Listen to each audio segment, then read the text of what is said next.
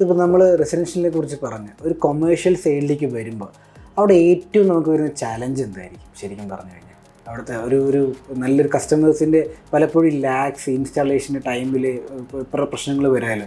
അതിൻ്റെ ഒരു എക്സാമ്പിൾ എന്തെങ്കിലും നമുക്ക് ഉണ്ടായിട്ട്? പൊതുവേ ഈ കമേഴ്ഷ്യലിൽ വരുന്ന വെച്ചാൽ നമുക്കൊരു സ്റ്റാൻഡേർഡ് ഒരു തമ്പ് റൂൾ ഉണ്ടാവും. ഇത്ര ഒരു ഹ്യൂമൻ ഓക്കുപ്പൻസി, ഇത്ര സ്ക്വയർ ഫീറ്റ്, ഇത്രയും ഗ്ലാസ് എക്സ്പോഷർ, അതിനെല്ലാം ടണ്ണേജ് നമുക്കൊരു കാൽക്കുലേഷൻ ഉണ്ട്. അത് പ്രകാരം നമ്മൾ ചില കേസസിൽ ഒരു ടണ്ണിന് 85 സ്ക്വയർ ഫീറ്റിനൊക്കെ ഒരു ടണ്ണ് ഡിസൈൻ ചെയ്യാറുണ്ട്. ചില കേസസ് 100 വെക്കും, ചിലത് 120 വെക്കും.